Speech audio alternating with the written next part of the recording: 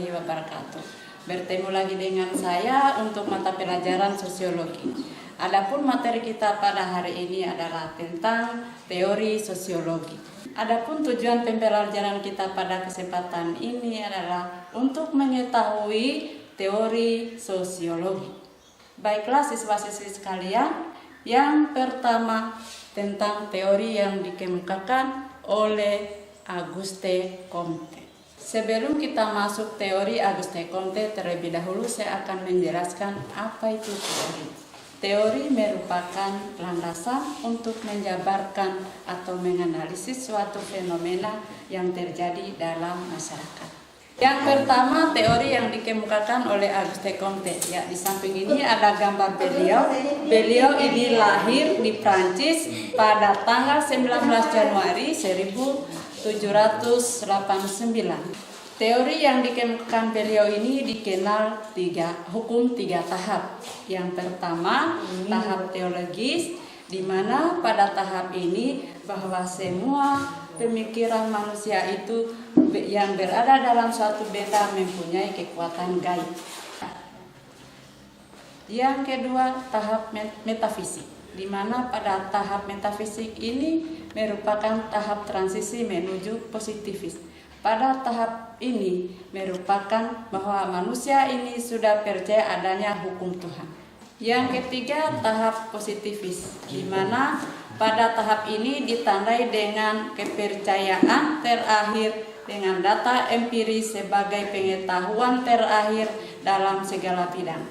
Selanjutnya yang kedua kita masuk pada teori yang dikemukakan oleh Émile Durkheim. Émile Durkheim ini lahir pada tanggal 15 April 1858 di Epinal. Teori yang dikemukakan Émile Durkheim dikenal dengan teori bunuh diri, di mana teori ini terintegrasi antara korelasi dengan integrasi. Nah, apabila integrasi kuat, maka angka bunuh diri semakin lemah. Sebaliknya, apabila integrasi lemah, maka angka bunuh diri semakin tinggi. Baiklah siswa-siswi sekalian, kita masuk pada teori yang ketiga. Ya, di mana teori yang ketiga ini dikemukakan oleh Karl Marx. Ya. Beliau ini lahir pada tanggal 5 Mei 1818. Ya, teori yang dikenal dengan Karl Marx ini adalah perjuangan kelas sosial. Mana dalam perjuangan kelas ini ada yang dikenal dengan kelas borjuis, yaitu kelas pemilik modal, dan ada kelas proletar, yaitu kelas buruh. Kemudian kita masuk pada teori yang keempat. Ya, teori yang keempat ini dikemukakan oleh Ferdinand Tönnies. Ya, teori yang dikemukakan oleh beliau ini ada dua. Yang pertama Gemeinschaft, yaitu bentuk kehidupan dalam pedesaan. Yang kedua ada Gesellschaft, ada bentuk kehidupan dalam perkotaan. Selanjutnya kita masuk pada teori yang terakhir yang dikemukakan oleh Charles White Mill.